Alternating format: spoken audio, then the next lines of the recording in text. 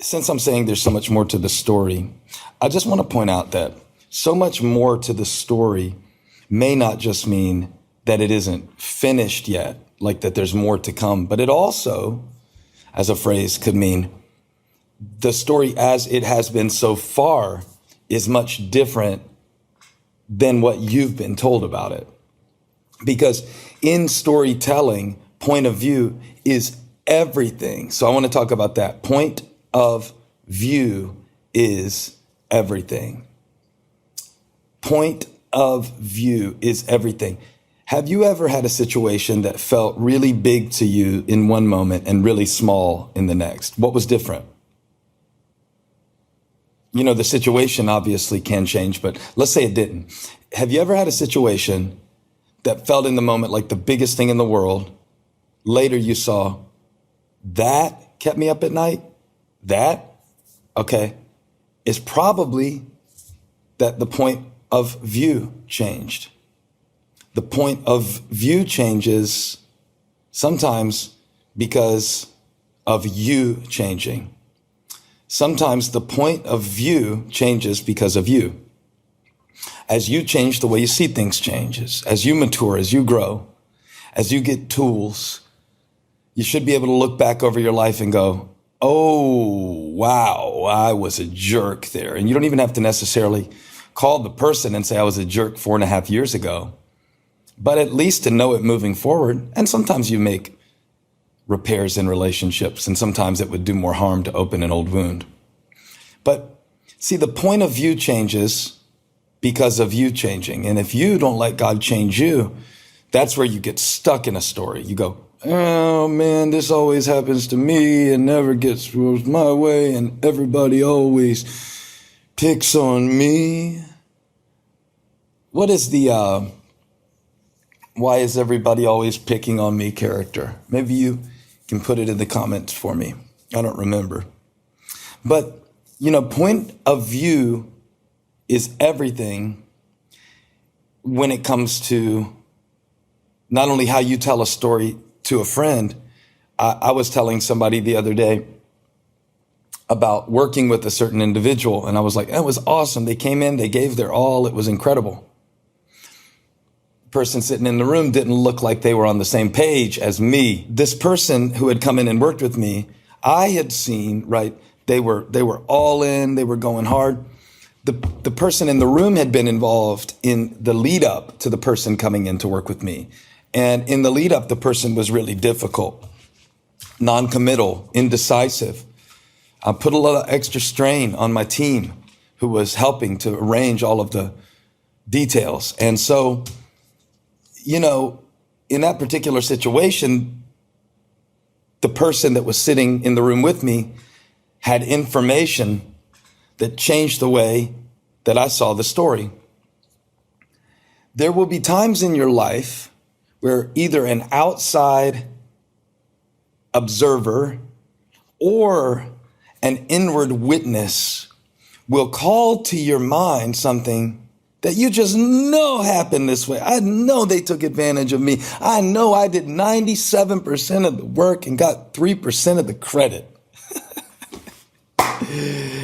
And then time shifts the story because of you changing, growing, evaluating, experiencing life, gaining ability for empathy. Because of you changes, your point of view changes. Now, I'm going to bring this to the gospel real quick, because we could do Joshua and Moses, but we could also do Jesus and the disciples. Moses discipled Joshua. Jesus discipled Peter. Imagine the difference of Peter telling the story about Jesus in the Garden of Gethsemane before and after the resurrection. Imagine he's telling the story. They came up to get Jesus. He was praying. We were sleeping. Maybe he leaves that part out of the story. He was praying.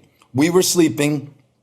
And I was trying to help, because when Barabbas came to get him, I cut his ear off. And Jesus didn't even appreciate what I did for him. He put his ear back on. He undid the work I did. And then all of a sudden, at the cross when he denies Jesus in the courtyard and then isn't there at the cross, and then he's out fishing and Jesus comes to get him and talks about feed my sheep, and he goes on in his ministry in the light of the empty tomb rather than in the shadow of the cross. I believe he told a different story after he had lived through a few stages of life, and you will too. You will too. Maybe at the time he wrote First Peter, because he was older then, he's saying, humble yourself. Like, you don't know what you don't know. Point of view is everything. I was young and now I'm old, but I never seen the righteous forsaken. And, we are not always on the same page with God. We're not always on the same page with God's Spirit. And maybe it'd be helpful for us today sometimes to find those points of communion and contact with God so we can get on the same page, so that we can have his point of view. You know that God has a purpose in the earth, and he's working that purpose in your life. And there is a bigger picture than any particular incident or preference. There's a bigger picture than your past up to this point or your present pain. And to get into that place with God where you can say, all right, Lord, I want you to be my new point of view. And that means allowing him to speak things about you, how he sees you, because God sees you different than you see you, your situation, your struggle, the injustices that have been done to you, the mistakes that you've made, and what you need to do next and what you can do next. Point of view is everything. The same Peter that was saying, never, Lord, telling Jesus what to do, was saying, humble yourself. Because of you changing, because of you changing, as you change, your point of view changes. Point of view is everything in the story. So, little exercise that I was introduced to recently. It was saying, how would somebody who admires you describe you? Try seeing yourself through the eyes of someone who admires you. Now, that's hard for me because I am very self-critical. I have a hard time giving myself credit. And because of that, I probably don't encourage others as much as I should, but I'm working on this. And the advice, see yourself through the eyes of someone who admires you, sounded good to me and a little fluffy, if I'm honest. But in the process of considering it, I realized that my wife, Holly, sees me through eyes of admiration. And it's not the kind of admiration that's based on a lack of information where she doesn't know me really well and she only sees a certain side of me. So she admires me. She sees everything. She sees the days in the past where I couldn't get out of bed because I was depressed.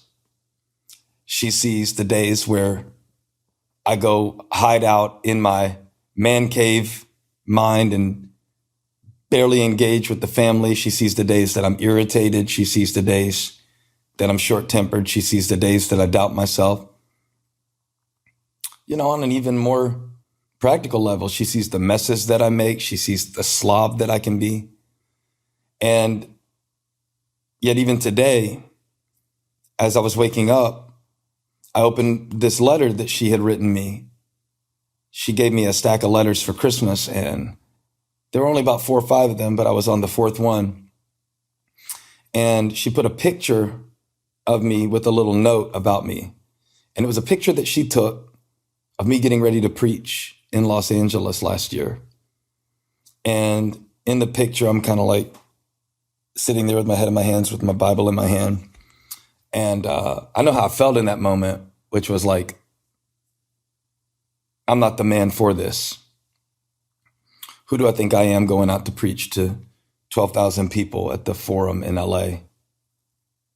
I feel all this self-doubt, and I can almost see the self-doubt when I'm looking at the picture. But she wrote me a note saying, thank you for working hard. Thank you for not just relying on your gift strictly, but seeking God to preach to us. And she said, I hope you forgive me for taking this picture without asking your permission. And I thought, man, I need to see myself sometimes through her eyes, because all I see in those moments is what I don't have, what I'm afraid I can't do. But she saw a man who was trying to seek God and lean into him. Point of view is everything. Point of you. The point of you, the point of your life is not just to be self-serving. The point of you, the point of your life is to not just be a consumer who eats all the messages that professional marketers send to you every day. The point of you is to glorify God and to know him and to make him known. And so when God says to Joshua, you will lead these people to inherit the land, which I promised their ancestors, Joshua is getting God's point of view. What is the point of you being in this marriage? What is the point of you being in this family? What's the point of you being on that job? What is the point of you being in that city, Toronto, Wichita, Houston, Charlotte? What is the point of you being there? It's so the glory of God can be revealed. He told Joshua, you are leading these people into the promise, and God is fulfilling his purpose. And from God's point of view, it didn't start with you. So it doesn't start with you. How could it stop with you? He who began a good work in you will be faithful to complete it. God sees the end from the beginning. That's his point of view. Point of view is everything. I believe that God can take you into the future. Do you remember the Apostle John? He said, after this I looked, and there before me was a door standing open in heaven. Revelation 4:1. Yeah, that was a different point of view, right? The voice said, come up here, I'll show you the things that must take place after this. God said, I'll show you. Get with me. Get around people who will not flatter you, not just gas you, and not only admire you in an empty way, but people.